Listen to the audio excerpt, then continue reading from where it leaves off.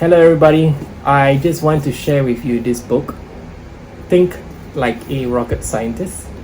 It's by Ozan Varol. And the reason why I want to share this book with you is because it has changed the way I see the world. It has also changed the way I look at problems or approach an issue or challenge in life. And the reason for this is because I'm starting to think like a rocket scientist. So these are my 3 takeaways from this book. I hope you enjoy. My first takeaway is about the topic of uncertainty. We're all rocket engineers and rocket scientists. Space organizations like NASA will have to acknowledge the fact that they cannot eliminate all risk when they fly a man to space. There are so many potential risk or problems that can occur to blow up a rocket or to kill someone, and that creates a lot of uncertainty.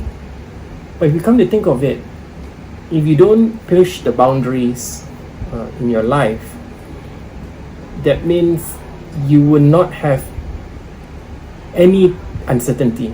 That makes sense. If you don't do anything different in your life, you will not have any uncertainty. Everything will be status quo. So rocket scientists are continuously pushing the boundaries, going to the moon, going to Mars, putting man and woman on the International Space Center, and that realm of imagination, of possibility, will always invite uncertainty. So that's life. We have to be countering uncertainty in order to grow. And rocket scientists looks at it as a way to acknowledge, so that they acknowledge the potential risk, so that they can be prepared for it. And that's where growth comes in, innovation comes in.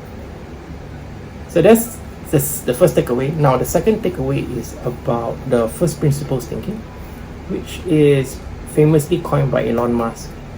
And how I see first principles thinking is this: the world that we see in front of us is basically made by men and women. They are made of ideas and solutions that was decided early on. So we drive down the road and we turn left, we go into a mall, we go into this building. You look at it, everything was designed by someone, and you're living in that person's imagination. Now that could be a bit kind of like sad, isn't it, if I were to say it, like you're living in a matrix. So it's important for scientists to be able to peel away what people have taught before whenever we look at a problem or a situation, because sometimes we tend to rely on other people's thoughts and solution to determine a solution for a problem, and that's where the scientists try to get away from it.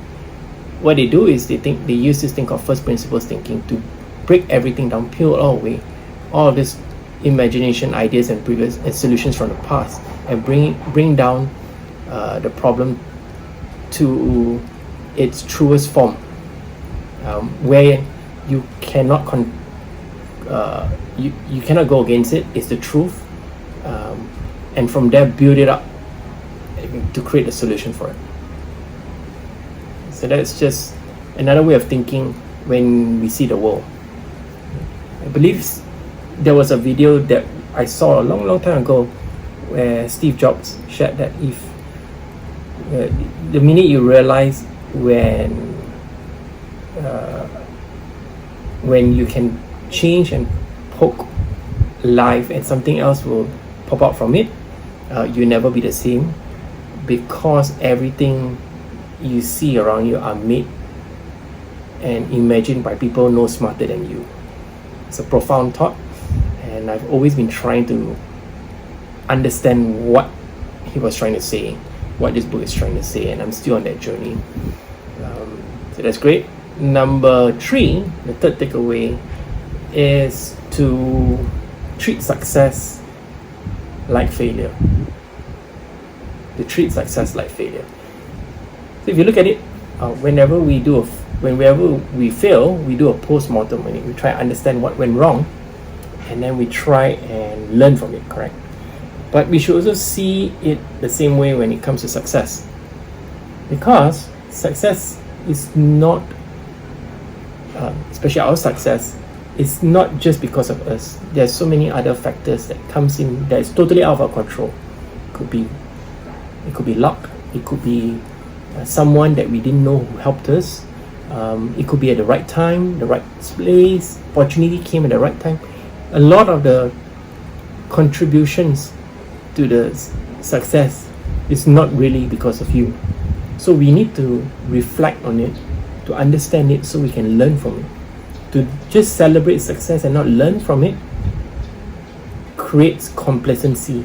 And when complacency creeps in you, you start to take a seat back and not worry, and that's where success will come and bite you in the buttocks. Complacency will make you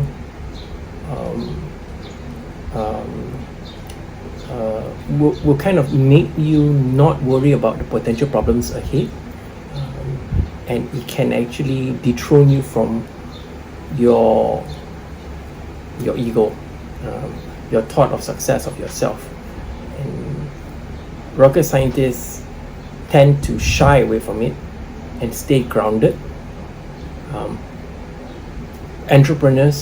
Successful entrepreneurs realizes this, and whenever their business is successful, it's on the right track, they'll start to question it and to create environments that does not exemplify full success. They will challenge themselves. They will challenge their products. They will cannibalize their business with other products in the future, because they know complacency will create a lot of problems in the future for everyone. So that's it, 3 takeaways from this book. And one thing I really like about it is that it has a whole lot of quotes from so many people and so many stories in here that we can always learn from. I'm going to put this book on my bookshelf, and it's going to be like my reference book for life. It's going to teach me how to think, how to approach life and its problems and challenges, just like a rocket scientist. I hope you enjoy this book in the future. I hope you learn something from this. Keep on reading, team.